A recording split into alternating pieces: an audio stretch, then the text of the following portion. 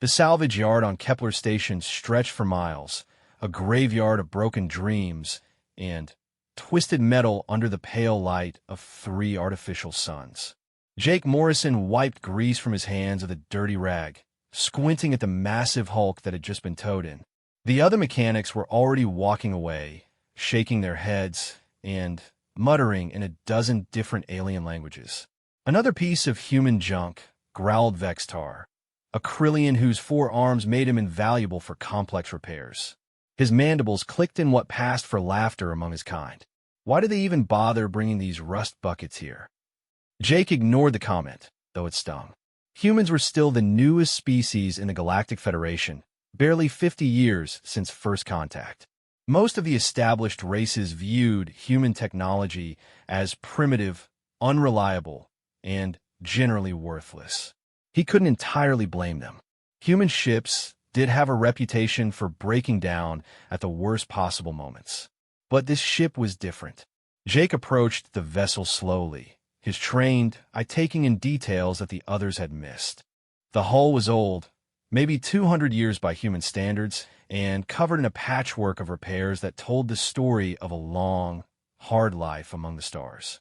But underneath the scars and modifications, Jake could see the bones of something remarkable.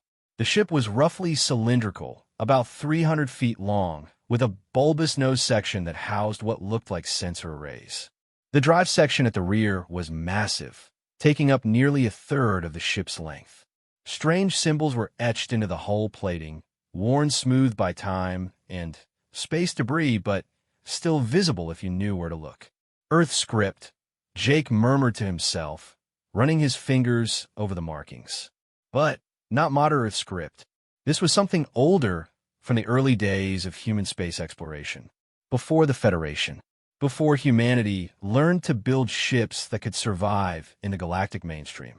Station Master Qualix floated over on his anti-gravity platform, his gelatinous form rippling with irritation.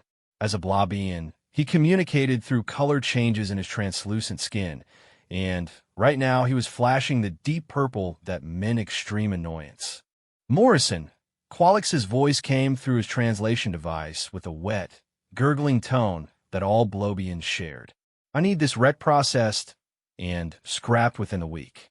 The berth fees alone are costing more than this junk is worth. What's the story on this one? Jake asked, still studying the ship's lines. There was something elegant about its design, despite the obvious age and wear. Qualix's skin shifted to a sickly green, the color of reluctant cooperation. Pulled it out of the Nebula of Sorrows 3 days ago. Previous owner defaulted on docking fees at Port Kalos. Ship's been drifting for months, maybe years. No power, no life support, no crew. Just another derelict human vessel that couldn't cut it in real space. The Nebula of Sorrows was a dangerous region of space, filled with electromagnetic storms and gravitational anomalies that played havoc with modern navigation systems. Ships that went in rarely came out, and those that did were usually damaged beyond repair. Any records on the original registration? Jake pressed. Some old thing called the Perseverance, Qualix said dismissively. Built on Earth in the early colonial period. Probably one of those generation ships they used before they figured out proper FTL drives. You know how it is with human tech from that era, crude, unreliable, built by primitives who barely understood the principles involved. Jake nodded absently, but his mind was racing. He'd studied the old generation ships in technical school, back before he'd left Earth to seek his fortune in the wider galaxy. They were marvels of engineering for their time, designed to carry thousands of colonists across the void on journeys that might take centuries. But this ship was too small to be a generation ship, and the drive configuration was all wrong. I'll need access to the ship's computer core, Jake said, to properly assess what can be salvaged. Qualix's colors shifted to amused yellow. Computer core? Morrison, this thing is older than some of the Federation member worlds. Whatever passes for a computer in there is probably a collection of vacuum tubes and mechanical calculators. But suit yourself. Just remember, I need it gone by next week. As the station master floated away, Jake gathered his tools and headed for the Perseverance's main airlock. The other mechanics were already breaking down a Regelian pleasure craft on the far side of the yard, their attention focused on the more obviously valuable salvage. The airlock cycled with a wheeze of ancient hydraulics, and Jake stepped into the ship's interior. Emergency lighting flickered to life, powered by some backup system that had somehow survived the ship's long drift through space. The corridors were cramped by modern standards, designed for baseline humans rather than the variety of species that now traveled between stars. Jake made his way toward the ship's heart, following his instincts and the subtle clues provided by the ship's architecture. The command deck was a circular chamber lined with workstations that would have looked cutting-edge 2 centuries ago. Now they seemed quaint with their physical switches and analog displays. But it was the central console that caught Jake's attention. Unlike the rest of the ship's systems, this one was different. The materials were wrong. Too smooth, too perfect, with a subtle iridescence that spoke of technology far beyond what humans had possessed in the colonial era. Jake ran his hands over the console's surface, searching for some kind of interface. As his fingers traced the smooth material, it suddenly came alive with light. Symbols appeared in the air above the console, rotating slowly in 3-dimensional space. Not human symbols. Not any symbols Jake recognized from any of the Federation species he'd encountered. The lights in the command chamber brightened, and Jake felt a subtle vibration through the deck plating. Somewhere deep in the ship, systems were coming online after what might have been decades of dormancy. A voice spoke in the chamber, clear and unmistakably human, but speaking words in a language Jake didn't recognize. After a moment, the voice switched to accented, but clear Federation standard. Unknown individual detected. Scanning for genetic markers. There was a pause. Human genetic pattern confirmed. Scanning for authorization codes. Jake stood very still, hardly daring to breathe. The ship's computer was not only functional, but apparently far more sophisticated than anything that should exist on a vessel this old. No authorization codes detected, the voice continued. However, genetic analysis indicates dissent from authorized personnel. Initiating emergency protocols. Greetings, descendant of the Perseverance crew. I am Arya, autonomous reasoning and intelligence array. How may I assist you? Jake's mind reeled. An AI system? On a human ship from the colonial period? The technology simply hadn't existed then, at least not according to any historical records he knew. Arya, Jake said carefully, what is this ship? What was its mission? The Perseverance was commissioned by the Earth Colonial Authority in the year 2157 for deep space exploration and first contact protocols. Our mission was to establish peaceful relations with alien civilizations and assess potential threats to human expansion.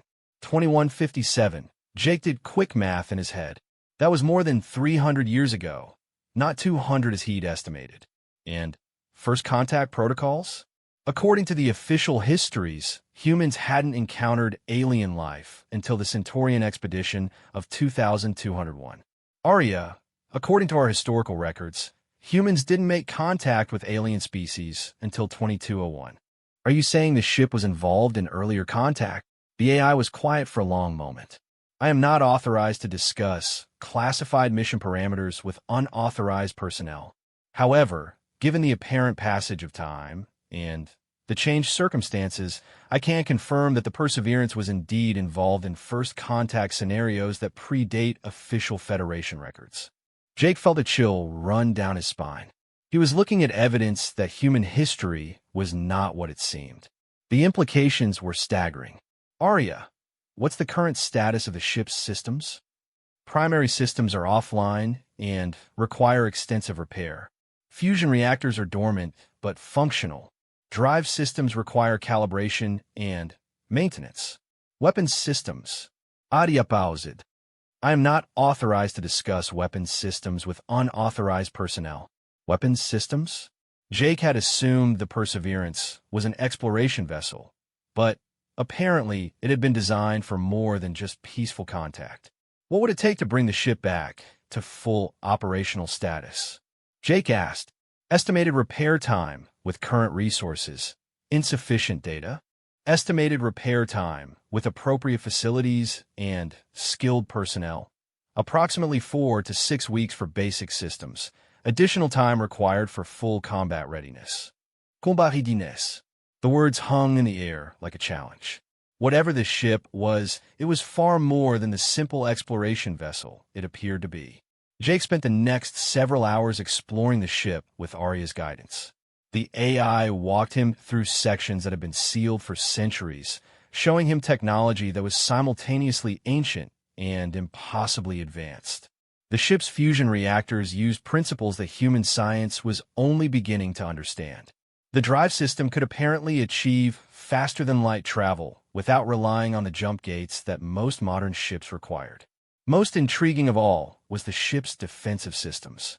Arya was cagey about details, but it was clear that the Perseverance had been built to defend itself against threats that human ships of its era shouldn't have needed to worry about.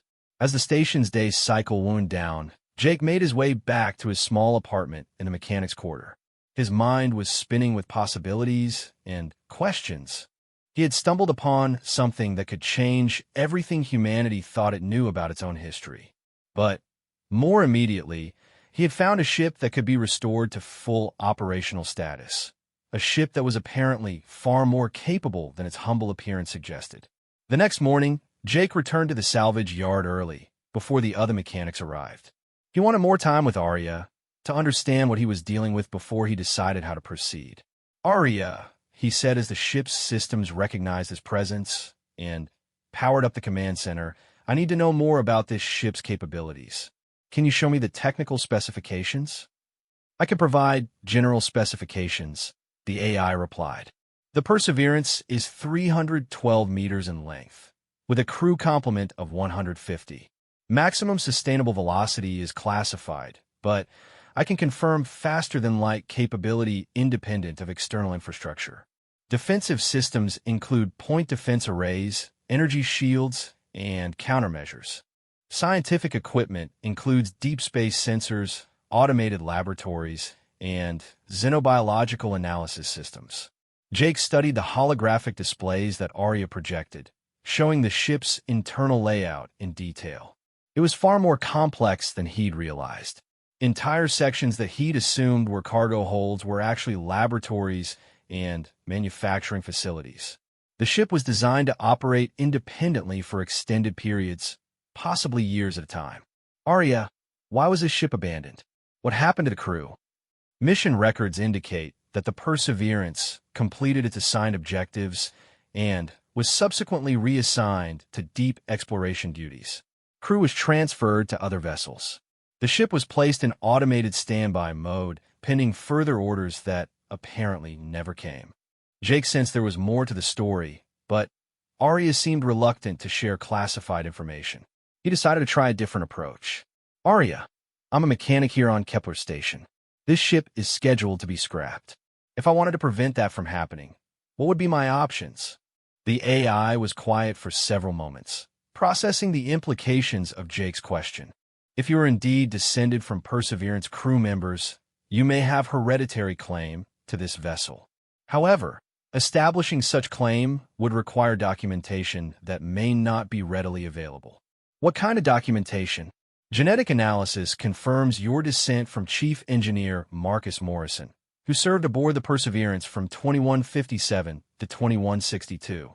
If you can establish your legal identity as his descendant, and if appropriate laws exist in current human jurisdiction, you may be able to claim ownership of this vessel. Jake's mind raced. His great-great-grandfather had been named Marcus, and family stories said he'd been involved in early space exploration, but Jake had always assumed those were just stories. Now it seemed they might be true.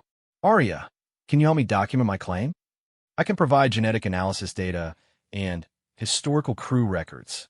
However, establishing legal ownership will require interaction with current human governmental authorities. Jake spent the rest of the morning learning more about the ship and its systems. The more he discovered, the more convinced he became that the Perseverance was special. This wasn't just another derelict human vessel. This was a piece of lost history, a ship that might hold secrets that could change humanity's place in the galaxy. But first, he had to figure out how to save it from scrapyards. And that was going to require help from people who wouldn't just laugh at the idea of restoring a piece of human junk. As Jake left the ship that afternoon, he noticed Vextar watching him from across the salvage yard.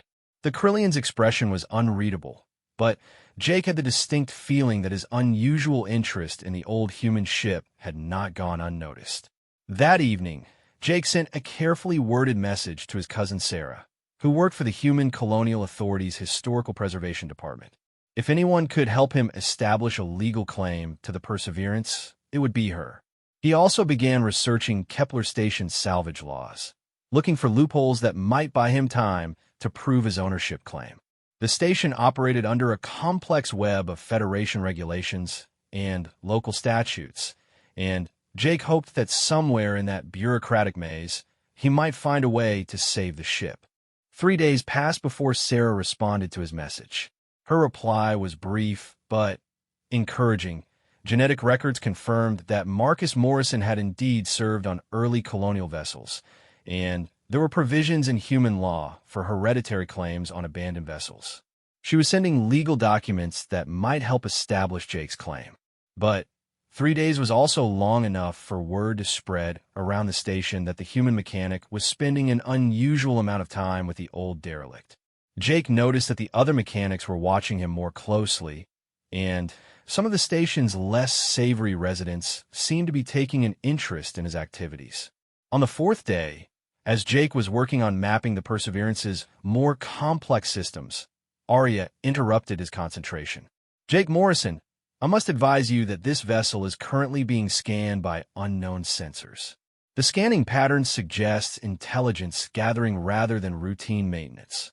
Jake looked up from his work. "Can you identify the source?" "Negative.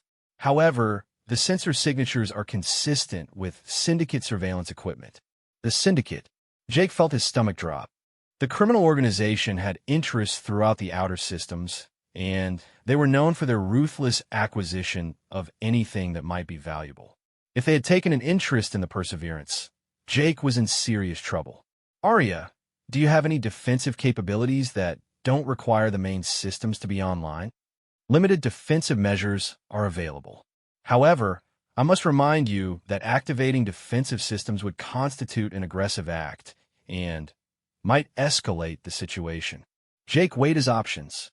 He could abandon the ship and hope the Syndicate would lose interest, but that would mean losing the greatest discovery of his lifetime. Or he could stay and fight for what might rightfully be his inheritance.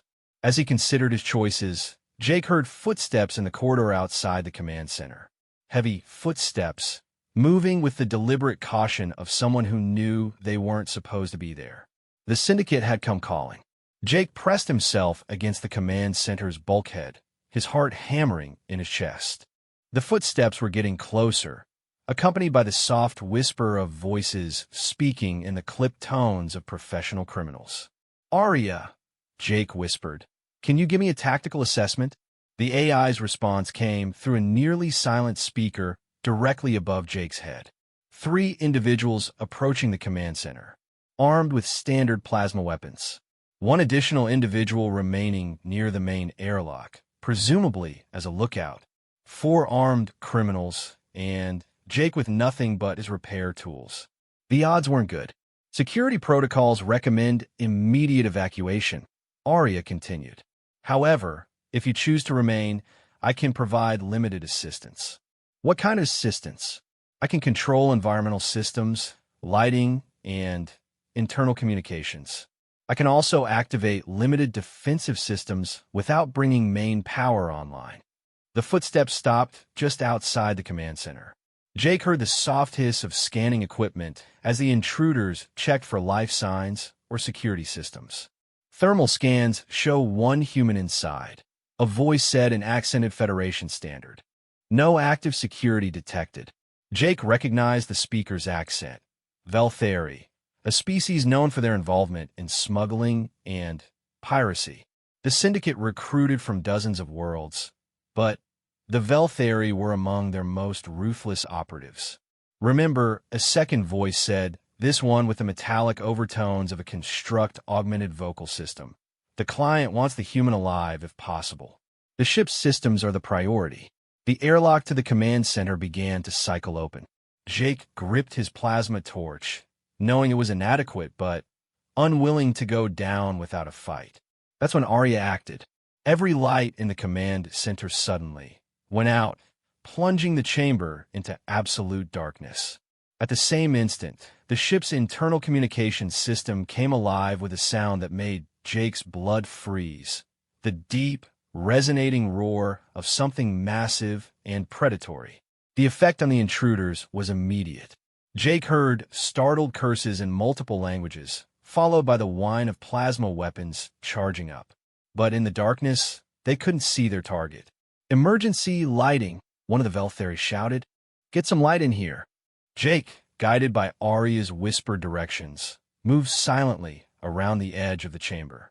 His human eyes were adapting to the darkness better than the aliens' enhanced optics, which were overcompensating for the sudden light change. The emergency lighting flickered on, but Arya was controlling it, making it strobe randomly and cast confusing shadows throughout the chamber. In the chaos, Jake managed to reach one of the auxiliary control stations. "Jake Morrison," Arya's voice came through his personal communicator. "If you can access the auxiliary panel to your left, I can transfer partial control of ship systems to your authorization." Jake's fingers found the panel in the strobing light. The moment he touched it, symbols appeared on the surface, and he felt a strange tingling sensation as the ship's systems scanned his biometrics.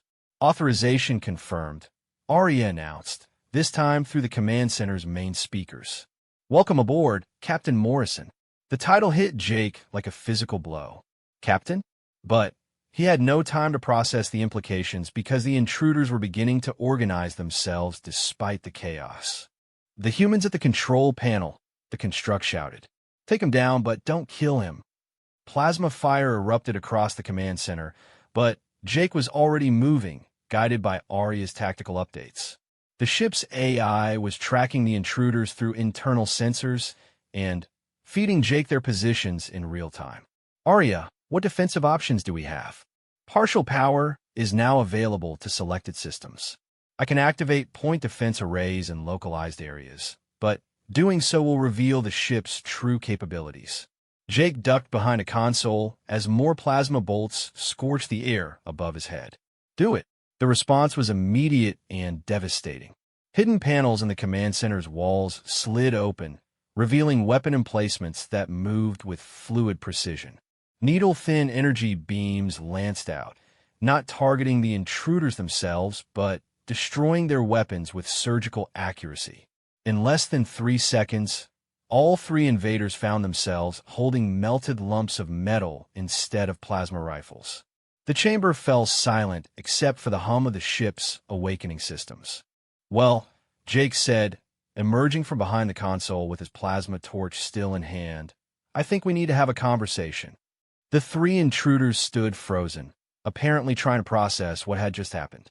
The Velthari who had spoken first was staring at the destroyed weapon in his hands with an expression of disbelief. "That's impossible," he muttered. "This is supposed to be a derelict human ship. Where did those weapons come from?" "Good question," Jake said, though he was wondering the same thing himself.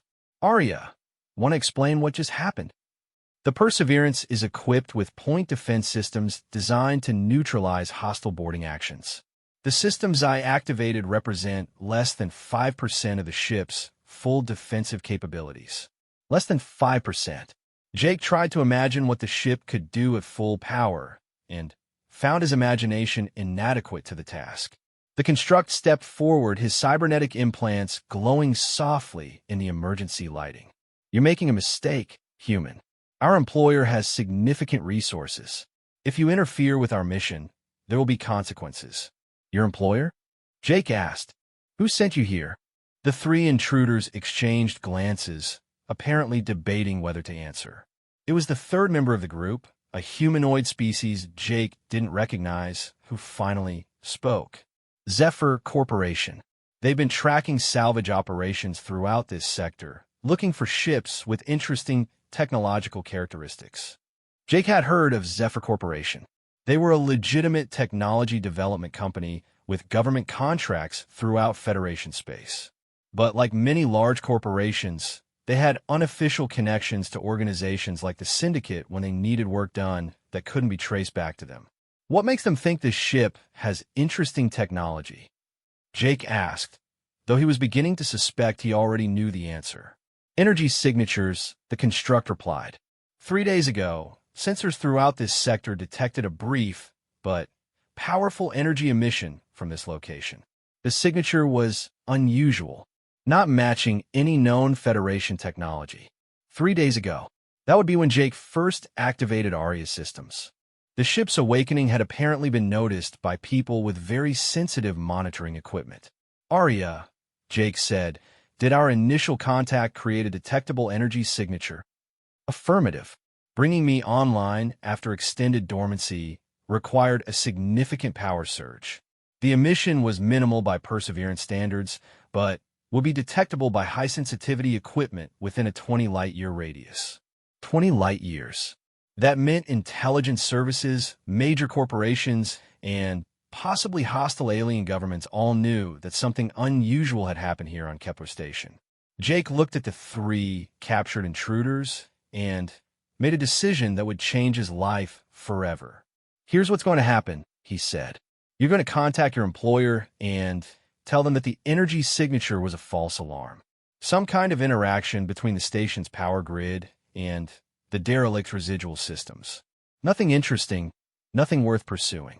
The Veltheri laughed, a sound like grinding metal. And why would we do that?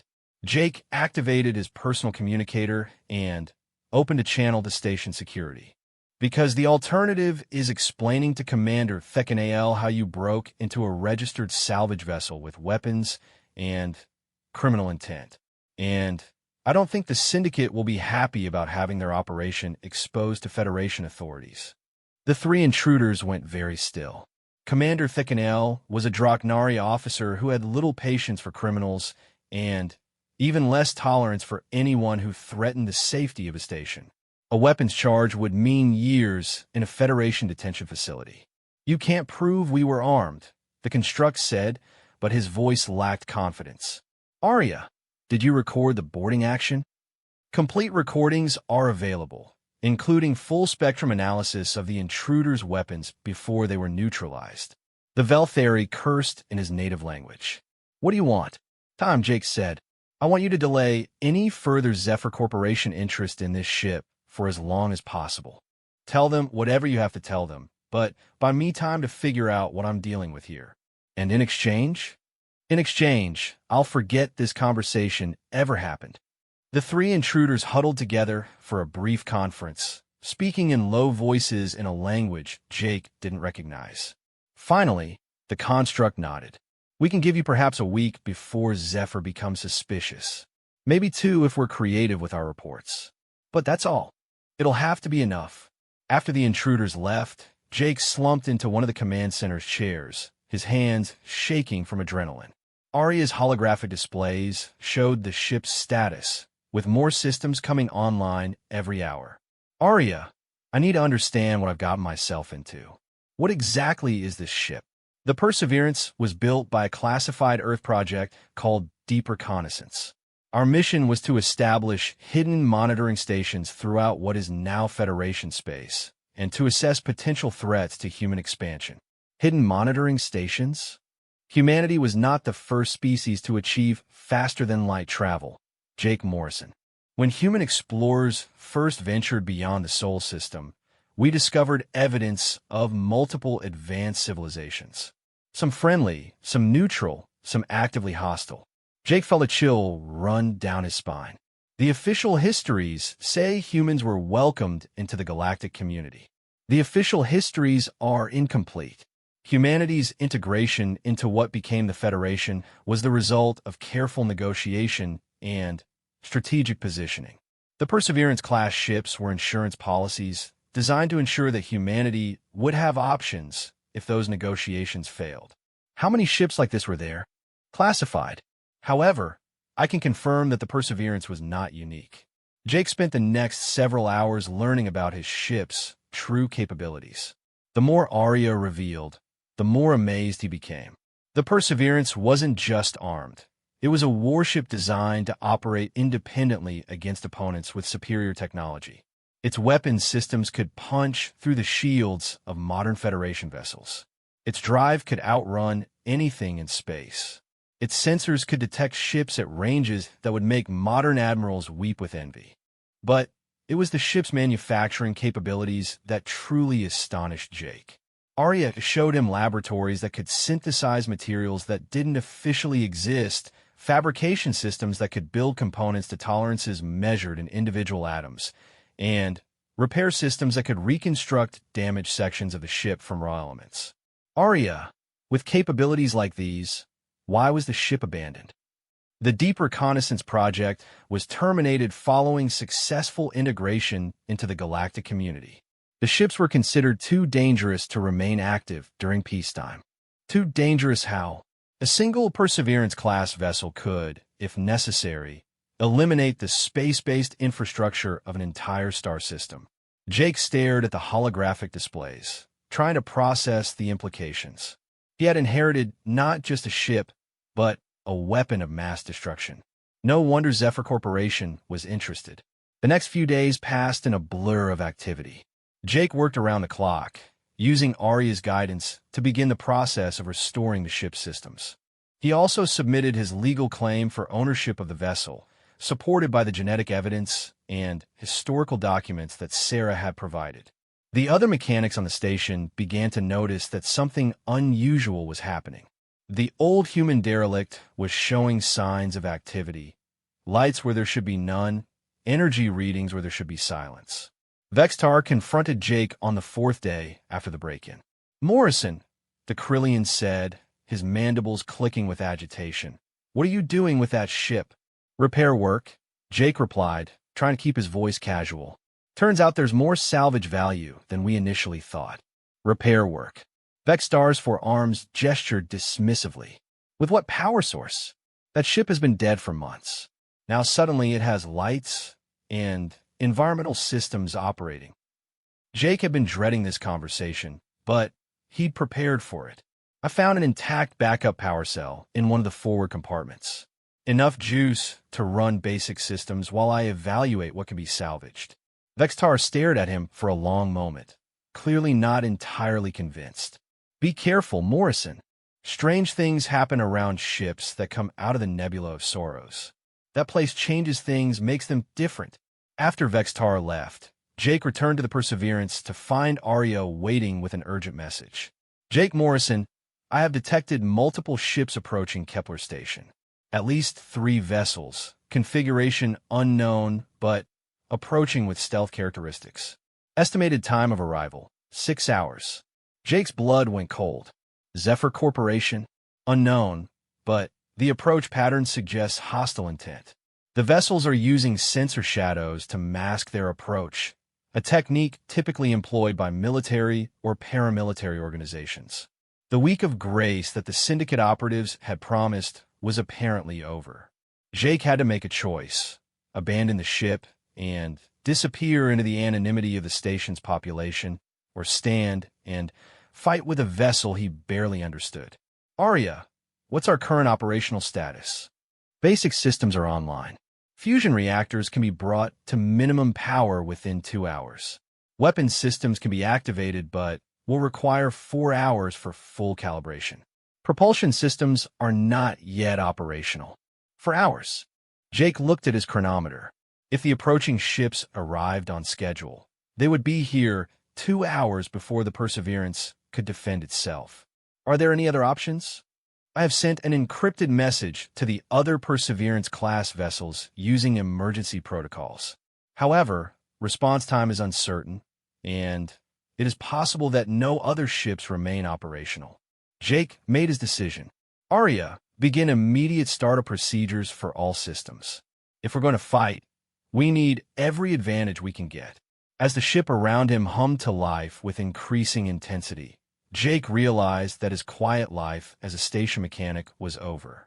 Whatever happened in the next few hours would determine not just his fate, but possibly the fate of humanity's hidden legacy among the stars.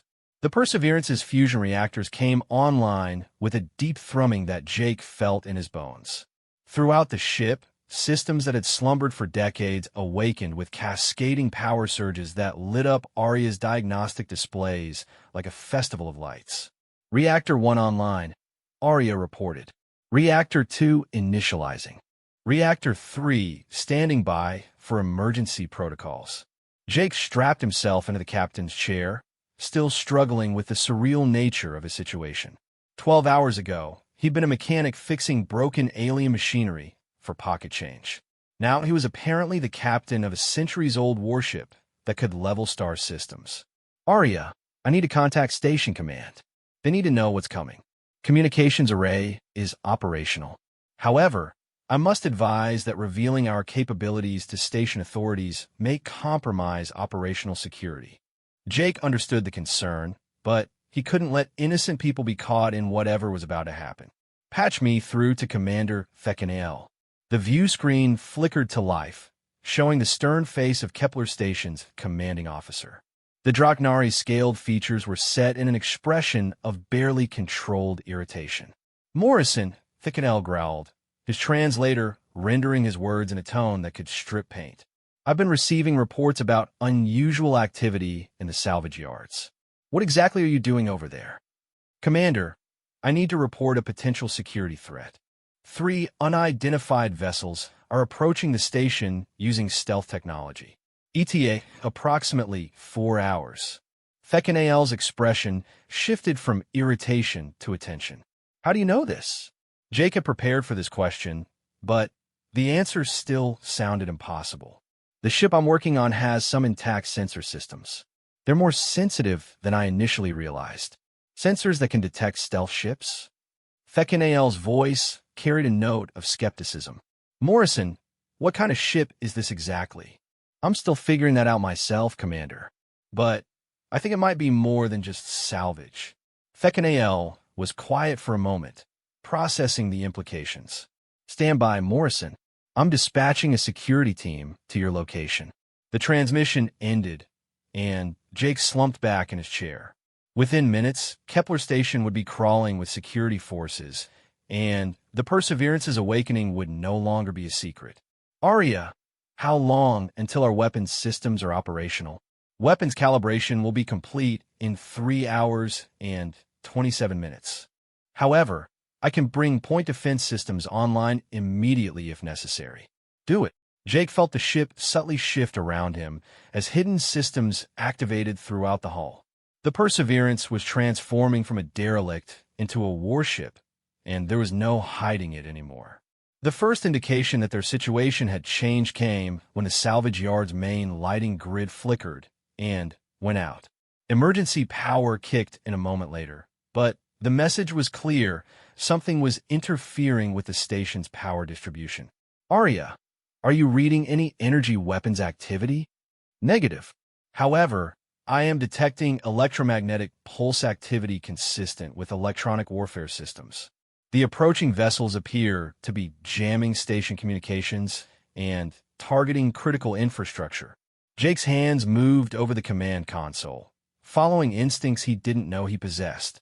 The ship's systems responded as if they had been waiting for him his entire life. Bring us to yellow alert, he said, then paused. Do we have alert status protocols? Affirmative. Alert status changed to yellow. All defensive systems are now active. Hull armor is charging. Hull armor charging? Jake had seen the ship's external structure, and it had looked like standard Durasteel plating. But now Arya's displays showed energy flowing through networks embedded in the hull itself, creating overlapping fields that would deflect or absorb incoming fire. The station's proximity alarms began to sound, a low, warbling tone that indicated incoming vessels. But something was wrong with the alarm pattern. It was fluctuating, as if the station's sensors couldn't get a clear reading on the approaching ships. Arya, can you give me a tactical display of the approaching vessels? The main view screen shifted to show a three-dimensional representation of local space. Kepler Station appeared as a blue icon in the center, surrounded by the expected traffic of civilian and commercial ships. But approaching from 3 different vectors were red icons that flickered in and out of existence. The vessels are using advanced stealth technology, Arya explained. Their exact configuration is unclear, but they appear to be military-grade ships, possibly modified civilian hulls with enhanced weapons and defensive systems. Pirates? Unlikely. The coordination of their approach and the sophistication of their jamming suggests a professional military or paramilitary operation. Jake studied the tactical display, noting how the 3 ships were positioned to cut off any escape routes from the station. Whatever they wanted, they were prepared for resistance. His contemplation was interrupted by the arrival of Commander Thickenael's security team. Jake watched through the ship's external cameras as a squad of armed Draknari soldiers approached the Perseverance's main airlock. Their weapons were drawn, but they moved with professional caution rather than aggressive intent. Arya, open a channel to the security team. Channel open. Security team leader, Jake said, his voice projected through external speakers. I'm Jake Morrison, the human mechanic. I'm alone aboard this vessel, and I have important information about the approaching threat. The team leader, a veteran Draknari with ritual scars across his scaled face, looked up at the ship's external cameras. Morrison, by order of Commander Thickenael, you are to evacuate this vessel immediately. It's being declared a potential hazard to station safety. Jake had expected this, but it still stung. Sergeant, with respect, this ship may be the only thing standing between the station and whatever's coming. I need you to trust me. Trust you? The sergeant's laugh was a harsh bark. Morrison, you're a mechanic, not a naval officer. And this is a 300-year-old human wreck. What could it possibly do against modern warships? Jake looked at Arya's displays, showing the approaching threat vectors and the Perseverance's slowly charging weapon systems. He made a decision that went against every instinct for self-preservation. Arya, give them a demonstration. Something small, but visible. Acknowledged. Activating port-side point defense array. On the ship's hull, panels that had been invisible moments before slid open with mechanical precision. Weapon emplacements emerged, tracking across the sky with fluid motion before settling into standby positions. The effect on the security team was immediate. Weapons came up, and the sergeant started barking orders into his communicator. Commander, the sergeant's voice was tight with controlled alarm. The derelict just deployed what appears to be an active weapons array. Recommend immediate evacuation of the salvage yard. Jake opened the channel again. Sergeant, those weapons aren't targeting you. They're targeting whatever's about to come out of hyperspace. You need to get your people to safety, but this ship is staying here. Before the sergeant could respond, space around Kepler Station erupted with light. 3 ships materialized simultaneously, dropping out of hyperspace with a synchronized precision that spoke of military training. They were large vessels, each easily twice the size of the Perseverance, with hull configurations that Jake didn't recognize. The station's defense platforms immediately began targeting the intruders, but their weapons' fire simply vanished in a shimmering energy fields that surrounded each ship. Shield technology, Arya observed. Advanced, but not beyond current Federation military standards. Estimated shield strength. Capable of withstanding sustained bombardment from station defenses for approximately 17 minutes. 17 minutes. Jake realized that Kepler Station's defenders had less than 20 minutes before the attacking ships could begin systematically destroying everything in the system. Arya, are our weapons ready? Point defense systems are fully operational. Main batteries are at 60% charge. I must remind you that engaging these vessels will reveal the full extent of our capabilities. Jake watched as the attacking ships began their approach toward the station. Their weapons were charging, and their intent was clear. Whatever they wanted, they were prepared to take it by force. Commander Thickenael, Jake said, opening a general broadcast channel. This is Jake Morrison aboard the Perseverance. I'm offering assistance in defending the station. The response was immediate and predictable. Morrison, this is not a time for heroics. Evacuate that ship immediately and report to emergency stations. One of the attacking vessels fired a warning shot across the station's bow, a plasma bolt that could have vaporized a city block. The message was clear: surrender or be destroyed. Commander, Jake said, his voice steady despite the fear racing through his veins. With respect, I don't think the station's defenses are going to be enough. This ship has capabilities that aren't in any official records. Let me help. There was a long pause before Thekanael responded.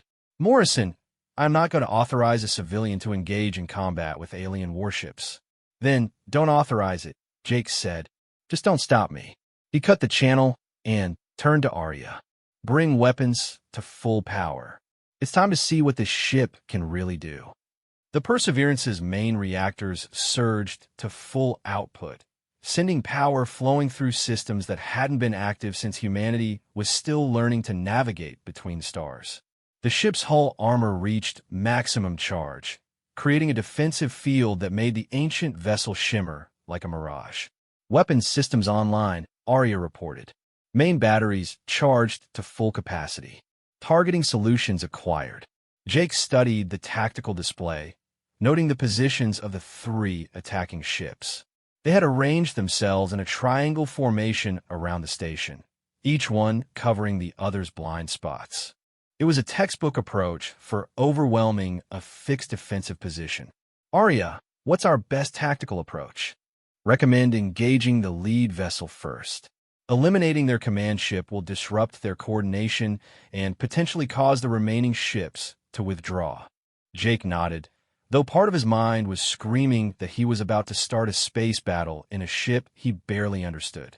Target the lead vessel. Fire when ready. The Perseverance's main weapons fired with a sound like thunder. Twin beams of coherent energy lanced across space, striking the lead attacker's shields with devastating force.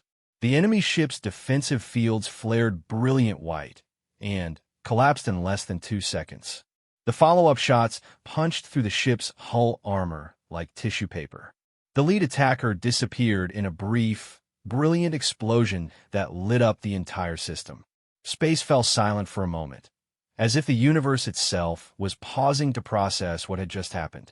A centuries-old human derelict had just destroyed a modern warship with contemptuous ease. The remaining 2 attacking ships immediately began evasive maneuvers, their formation breaking as they tried to understand what they were facing. Arya, are you reading any communications from the remaining ships? Intercepted transmissions indicate extreme confusion. They are attempting to identify our vessel type and capabilities. Jake could imagine their confusion. According to every database in known space, there shouldn't be any human ships capable of penetrating modern military shields. One of the surviving attackers turned to face the Perseverance directly, its weapons charging for a full assault. The other began moving toward the station, apparently attempting to complete its original mission. Arya, can we engage both targets simultaneously? Affirmative. However, doing so will require bringing additional weapon systems online. Jake made his choice. Do it. New weapon ports opened along the Perseverance's hull, revealing armaments that belonged in the nightmares of naval architects. The ship's targeting systems locked onto both remaining enemies with mechanical precision. When the Perseverance fired again, it was with enough firepower to sterilize a planet. Both enemy ships vanished in explosions that briefly outshone the system's star. As the light faded, Jake found himself staring at a tactical display that showed only friendly contacts. The battle was over, and it had lasted less than 5 minutes. Throughout Kepler Station, emergency sirens were wailing, but now they carried a note of victory rather than desperation. The station's defenders had just witnessed something that would be talked about for generations. A single human ship destroying 3 modern warships without taking any damage in return.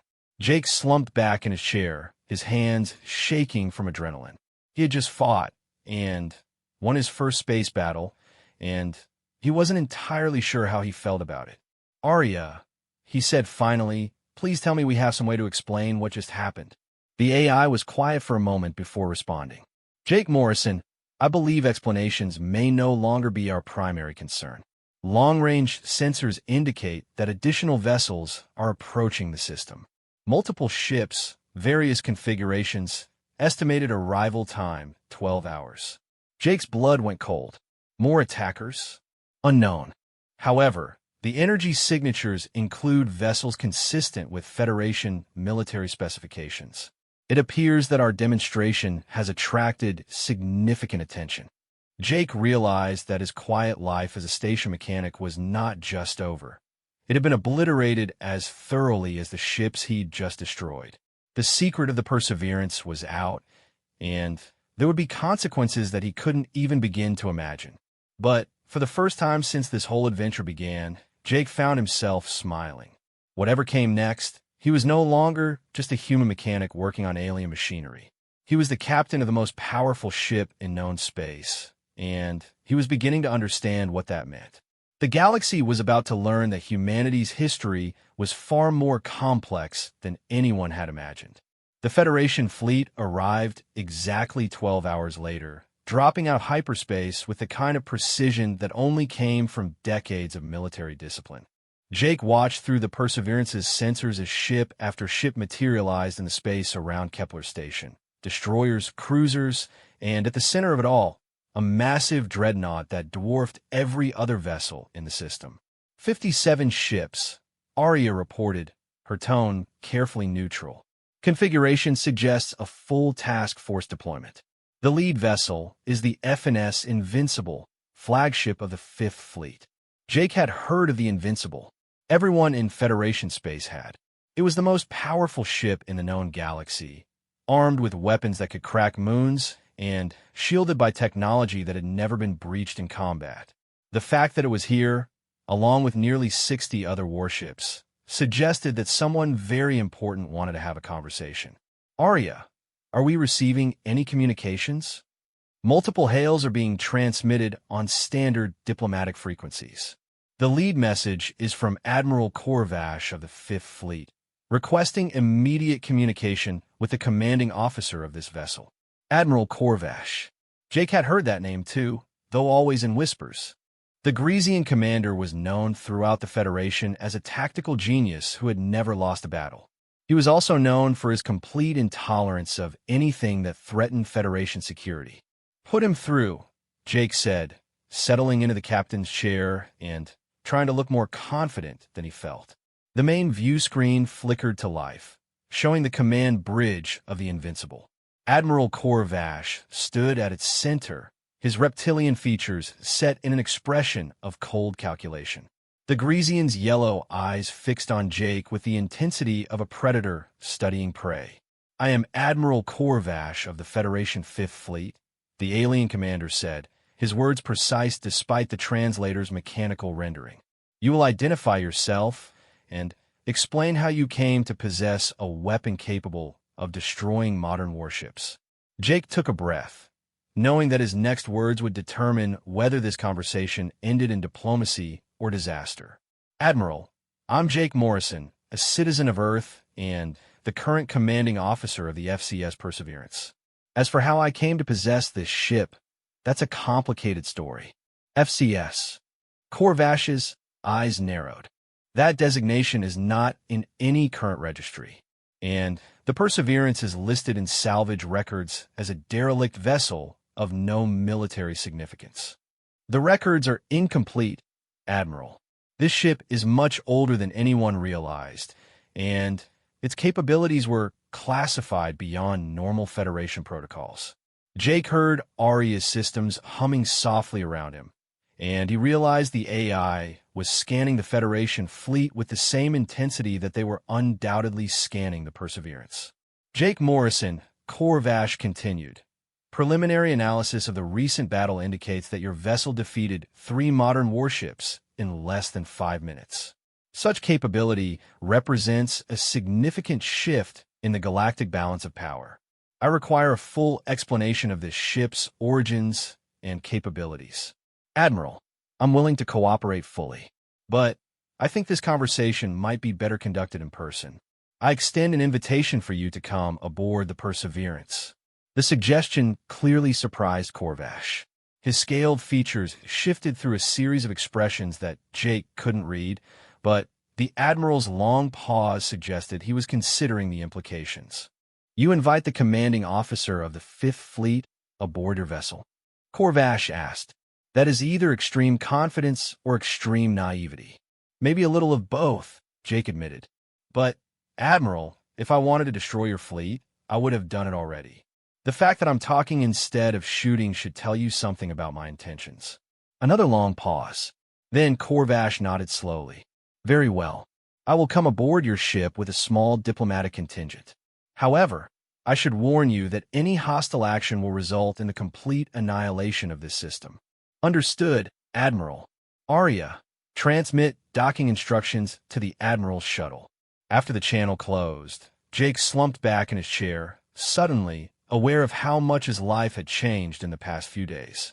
He was about to host a diplomatic meeting that could determine the fate of humanity's place in the galaxy. "Arya, I need to understand something. If Admiral Corvash represents the Federation's most powerful fleet, and we just demonstrated that we can destroy Federation warships easily, why isn't he trying to eliminate us immediately?" "Political considerations," Arya replied.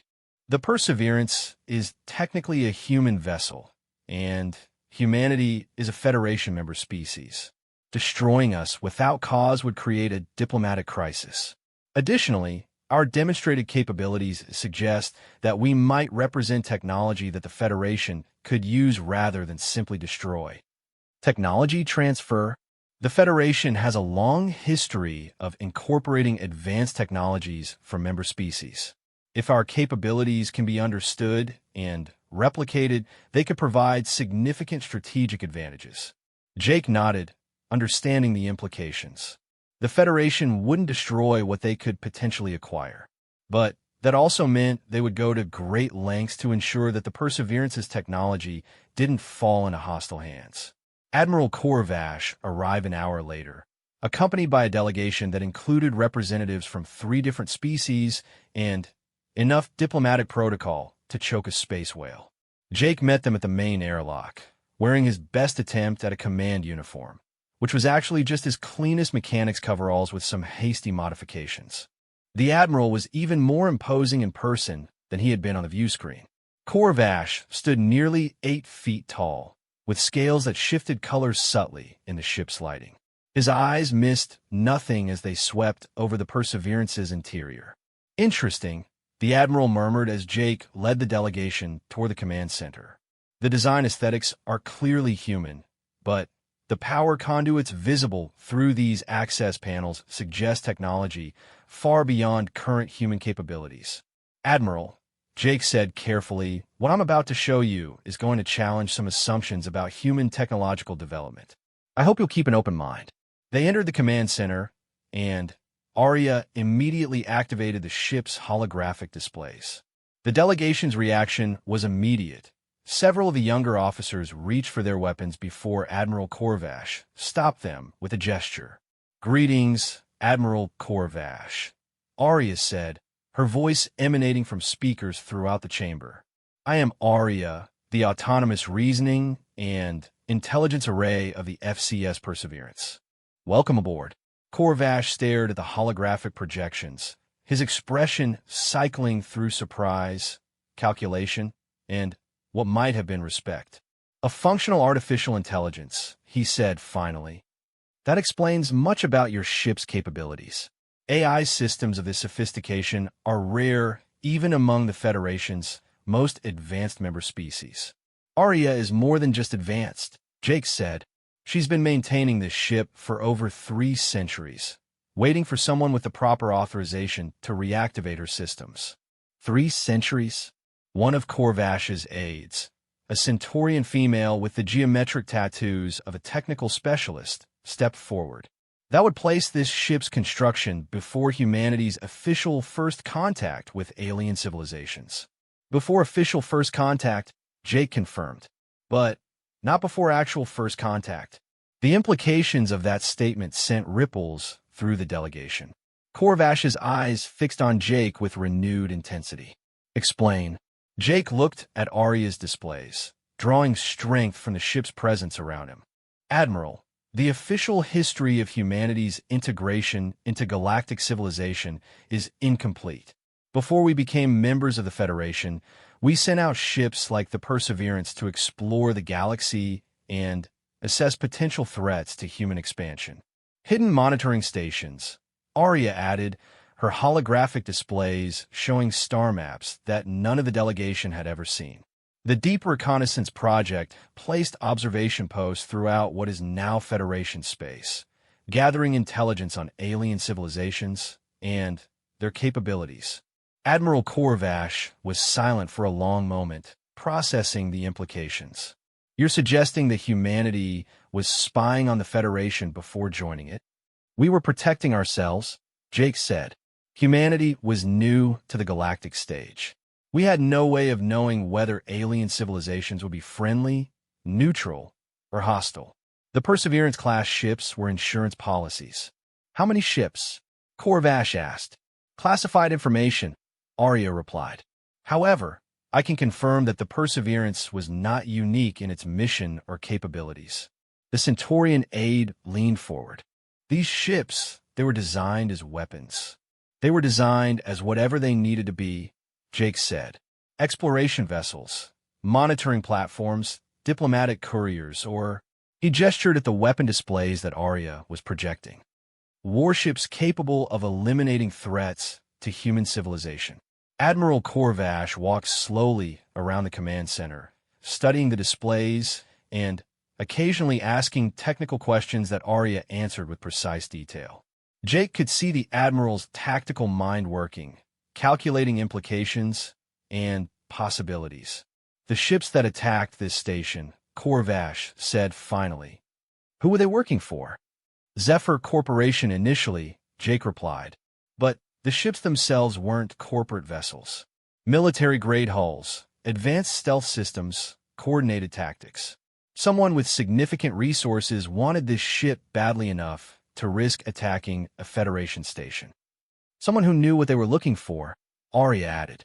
The attacking ships were equipped with sensors specifically calibrated to detect Perseverance-class energy signatures.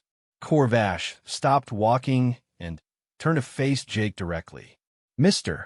Morrison, I need to understand your intentions. You possess a weapon capable of destroying Federation fleets. What do you plan to do with that capability? The question hung in the air like a challenge. Jake realized that his answer would determine not just his own fate, but possibly the future relationship between humanity and the Federation. Admiral, Jake said carefully, 6 days ago, I was a mechanic fixing broken machinery for pocket change. I didn't ask for this responsibility, and I certainly didn't ask to become the captain of a ship that can level star systems. But I am a citizen of the Federation, and I believe in what the Federation represents. He paused, choosing his words carefully. This ship was built to protect humanity when we were alone and vulnerable. Now we're part of something larger, something better. I want to use the Perseverance's capabilities to protect all Federation citizens, not just humans. Korvash studied Jake for a long moment before nodding slowly. Noble words, but noble intentions mean little without the ability to carry them out. Do you have any military training, Mr. Morrison? No, sir. But I have Arya. An AI cannot make strategic decisions that require intuition and moral judgment. No, Jake agreed. But she can teach me what I need to know. And, Admiral, whether you trust me or not, the fact remains that this ship is awakening to its full capabilities. Other Perseverance-class vessels may be doing the same. The question isn't whether this technology will be used. It's whether it will be used responsibly. The Admiral was quiet for several minutes, his scaled features betraying no emotion. Finally, he spoke. Mr. Morrison, I am prepared to offer you a commission in the Federation Navy. Rank of captain, with full authority over this vessel. In exchange, you will submit to Federation military command structure and accept assignment to the 5th Fleet. Jake felt his heart racing. A Federation commission? Command of the most powerful ship in known space? It was everything he'd never dared to dream of. But There was something in Corvash's tone that suggested this was more than just an offer. "And if I decline?" Jake asked. Corvash's expression didn't change, but his voice carried the weight of absolute authority. "Then this vessel will be declared a threat to Federation security and neutralized accordingly." Jake looked at Arya's displays, showing the massive Federation fleet surrounding Kepler Station. 57 warships, all with their weapons trained on the Perseverance. "Admiral," Jake said finally, "I accept your offer, but I have some conditions of my own." Admiral Corvash's scaled features shifted into what Jake was beginning to recognize as the Grecian equivalent of raised eyebrows. "Conditions? Mr. Morrison, you are in no position to negotiate conditions. I am offering you the opportunity to serve the Federation rather than be destroyed by it." "With respect, Admiral," Jake replied, drawing strength from Arya's presence around him, "I think my position is stronger than you realize. This ship represents technology that could revolutionize Federation military capabilities. But it only works with the right genetic markers and authorization codes. Destroy me, and you destroy the only person who can unlock that technology." Jake gestured to Arya's displays, which now showed detailed schematics of the Perseverance's weapons and propulsion systems. "Arya, show the Admiral what happens if unauthorized personnel attempt to access ship systems." The AI's holographic projections shifted to show security protocols that made the Federation's most classified systems look like children's toys. Biometric locks, genetic verification, psychological profiling, and fail-safes that would not only lock out unauthorized users, but actively resist any attempt at forced access. The Perseverance was designed to be operated by specific bloodlines, Arya explained. Without proper authorization, most ship systems will not function. Attempts to bypass these safeguards will result in progressive system shutdown. Admiral Corvash studied the displays with the intense focus of a predator evaluating prey. "And you possess these authorization codes?" "I'm these authorization codes," Jake said. "My genetic markers, my psychological profile, my family history. They're all keys to systems that your best technicians couldn't crack in 100 years. The Centaurian aide leaned forward. "Admiral, if this is accurate, it explains why Zephyr Corporation wanted the human alive. They needed him to access the ship's full capabilities." Corvash nodded slowly, his tactical mind clearly working through the implications. "Very well, Mr. Morrison. What are your conditions?" Jake had been thinking about this moment for the past hour, ever since he realized that cooperation might be his only path forward. "First, Arya remains the ship's primary AI. No Federation technicians attempt to reprogram or modify her systems without my explicit consent." "Agreed. Within reason," Corvash replied. "The AI will need to integrate with Federation command and communications protocols." "Second," Jay continued, "any research conducted on this ship's technology must include human scientists and engineers. Humanity has a right to understand its own hidden history. Also acceptable." "Third," Jake took a breath. This was the big one. Any other Perseverance-class ships that are discovered must be offered to their rightful human commanders. The Federation doesn't get to claim them as salvage or spoils of war. Corvash was quiet for a long moment. "That condition assumes that other ships exist and that suitable human commanders can be found." "Both assumptions are correct," Arya interjected. "I have established contact with 3 other Perseverance-class vessels within the past 6 hours. All report successful awakening and genetic authorization by human descendants of original crew members." The Admiral's expression shifted to what Jake was learning to recognize as controlled alarm. 3 other ships?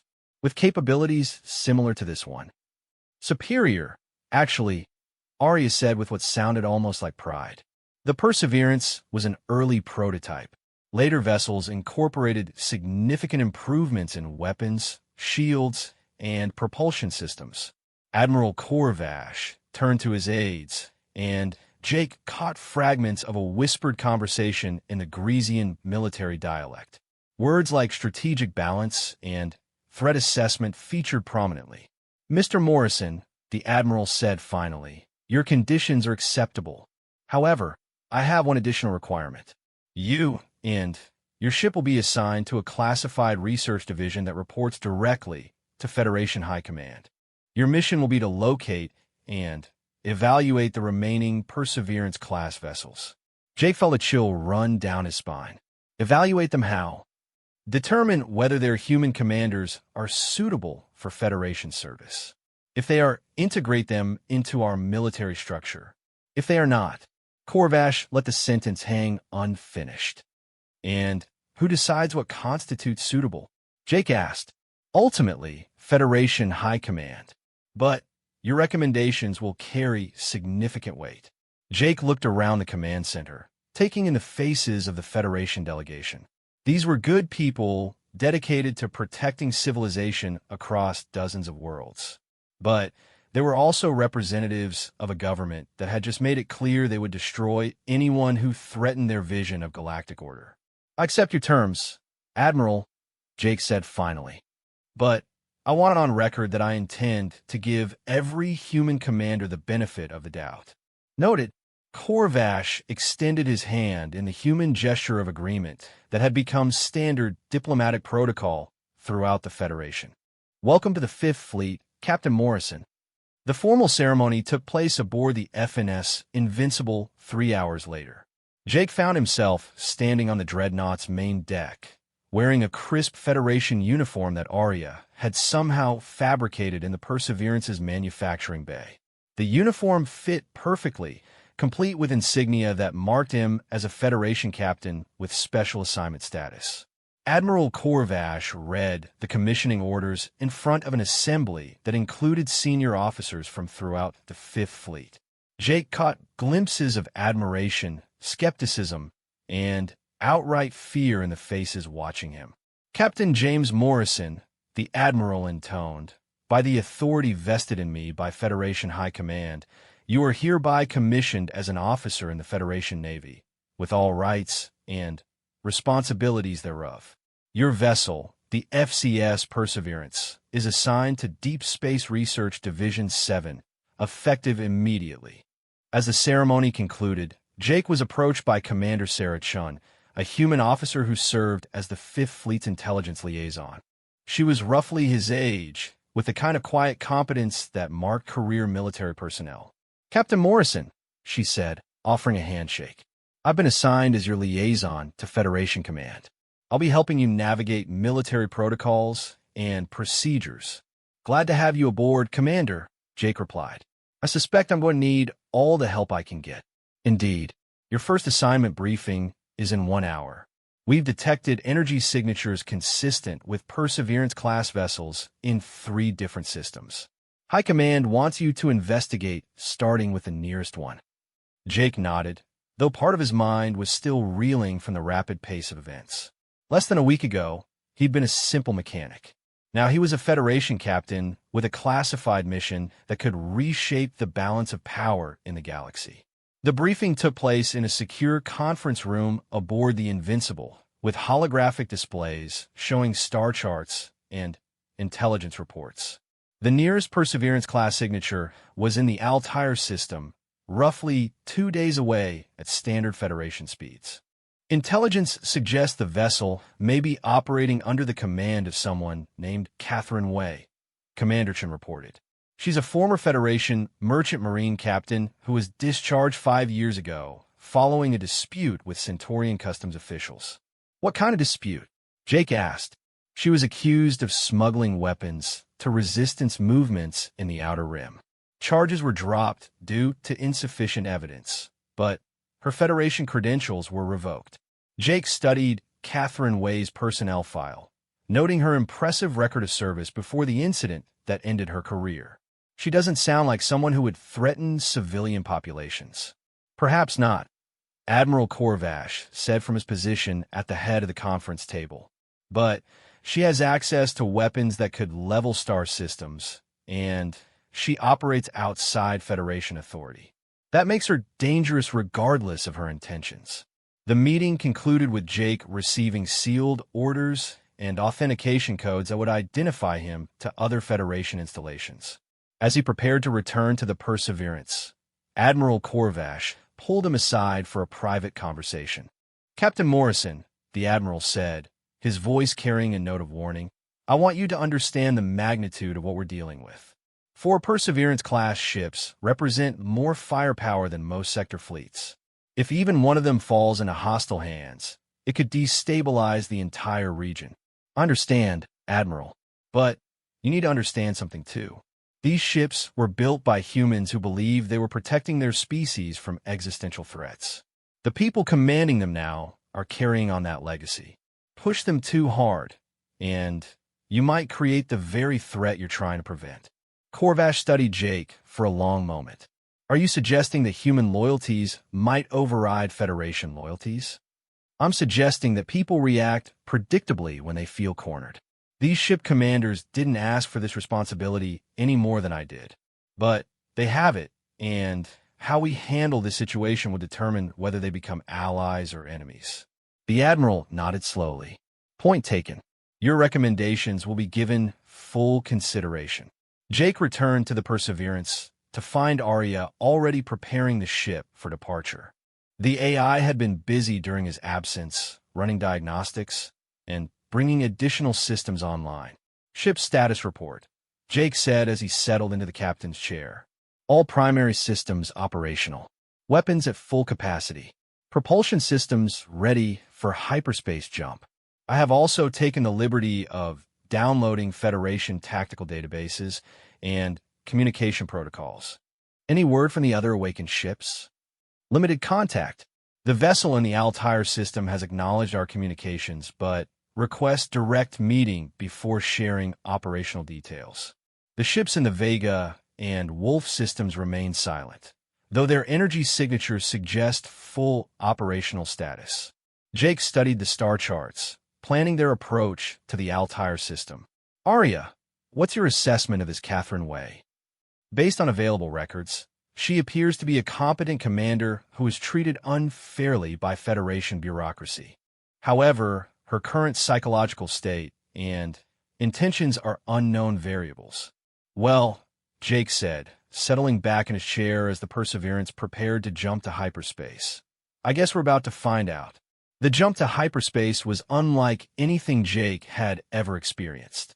Federation ships used jump gates or required complex calculations for their transitions, but the Perseverance simply moved. One moment, they were orbiting Kepler's station, surrounded by the Fifth Fleet. The next moment, they were racing through the twisted space between dimensions at velocities that made light seem sluggish. Estimated arrival at Altair system, 37 hours, Arya reported. Significantly faster than standard Federation vessels. Jake spent the journey learning about ship operations with an intensity that surprised him. Arya was a patient teacher, walking him through everything from basic navigation to advanced tactical theory. By the time they dropped out of hyperspace near Altair, Jake was beginning to feel like he might actually deserve the captain's insignia on his uniform. The Altair system appeared on their sensors as they emerged from hyperspace, a yellow star with 7 planets, and the usual collection of mining stations and transport routes. But it was the ship that caught Jake's attention. The FCS Defiance hung in space near the system's asteroid belt, and even at long range, Jake could see that it was magnificent. Where the Perseverance was built for stealth and versatility, the Defiance was clearly designed for pure combat. Its hull bristled with weapon emplacements, and its shields generated a visible distortion field that spoke of power beyond imagination. "Incoming transmission," Arya reported. The main view screen activated, showing a woman in her early 40s with short black hair and the kind of steady gaze that came from years of command experience. Captain Catherine Way looked exactly like someone who could command a ship capable of destroying star systems. "Captain Morrison," she said, her voice carrying a note of amusement, "I was wondering when the Federation would send someone to talk to us. Though I have to admit, I wasn't expecting them to send another human with a Perseverance-class ship." "Captain Way," Jake replied, trying to project confidence. I'm here on behalf of Federation High Command to discuss your ship's status and potential integration into Federation military structure. Catherine's laugh was sharp and humorless. Integration? Is that what they're calling it? Let me guess. Join up or be destroyed. It's more complicated than that, Jake said. But yes, those seem to be the basic options. Well, at least you're honest about it. Catherine's expression grew serious. Captain Morrison, before we go any further, I need to know something. Are you here as a Federation officer doing your duty, or are you here as a human being who understands what these ships really represent? Jake looked at the image of Catherine Way, seeing in her face the same mixture of determination and uncertainty that he'd been feeling for the past week. She was a kindred spirit, someone who'd been thrust into a position of enormous responsibility and was trying to figure out how to use it